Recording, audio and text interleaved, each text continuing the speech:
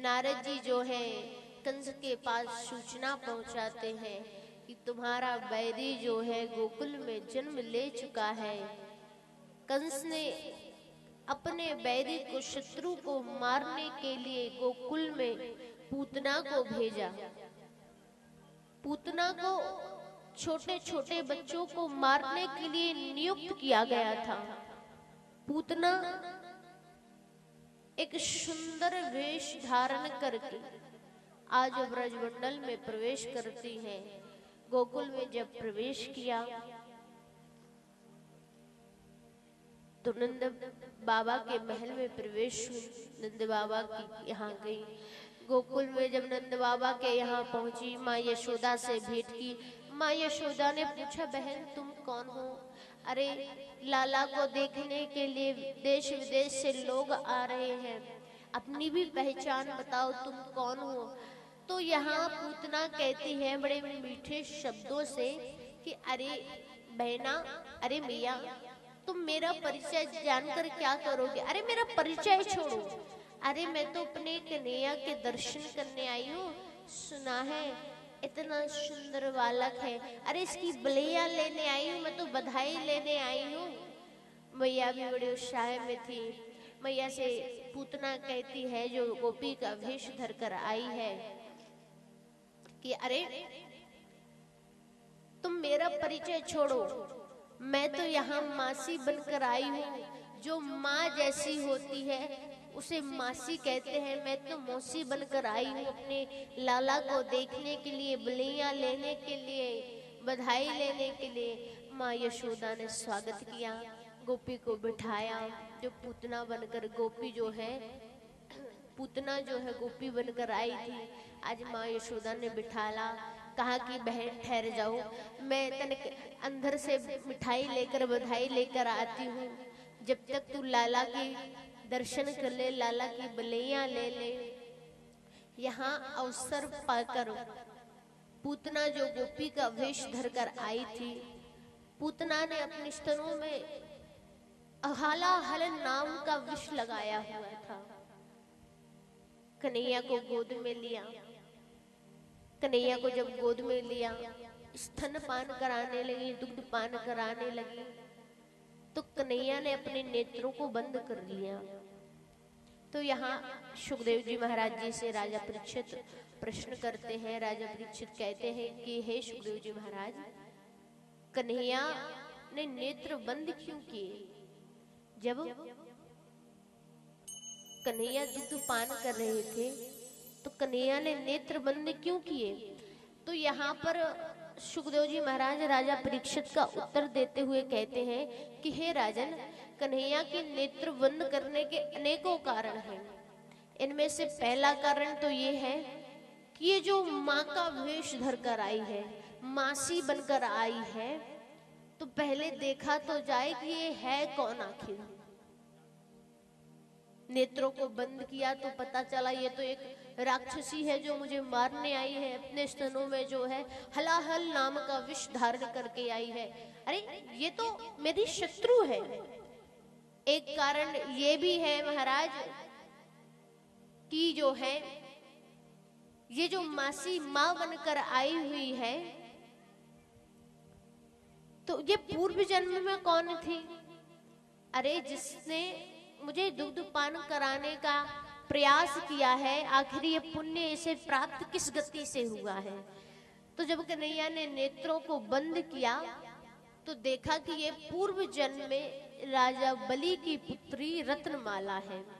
जब भगवान 52 अवतार धारण करके राजा बलि के द्वार पर जाते हैं तो वहां पर उनकी पुत्री भी रहती है।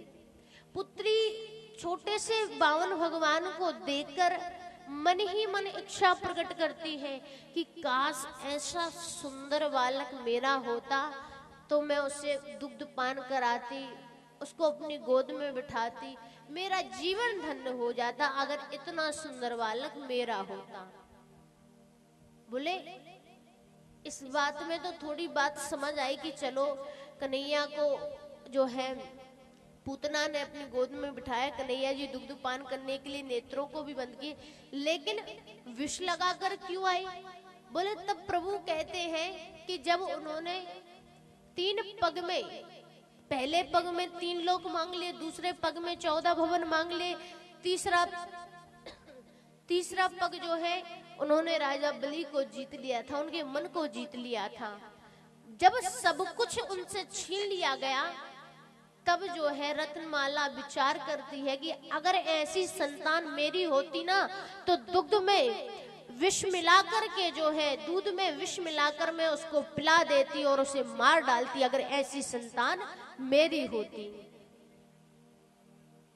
लेकिन भगवान ने उनके वचनों का मान रखा, उनके मन में जो भाव आ रहे थे उन भावों को पूर्ण करते हुए जो है आज पूर्व जन्म की बात भगवान को याद आई, इसलिए भगवान ने पूर्व जन्म की बात को याद करने के लिए नेत्रों को बंद किया। बोले एक कारण ये भी है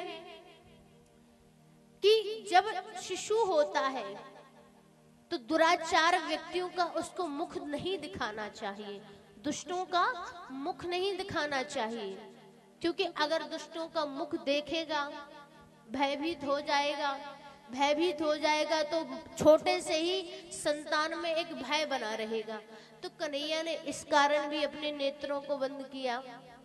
कन्हैया ने नेत्रों को बंद किया, दुग्ध पान करने लगे। कन्हैया ने जोर से स्तन दबाया और जब कन्हैया ने स्तन दबाया तो यहाँ पूतना के प्राण फड़फड़ाने लगे। जब पूतना के प्राण फड़फड़ाने लगे, प्राण निकल गए और प्राण निकलते ही जो है उनके मुखारविंद से एक ज्योति प्रकट हुई।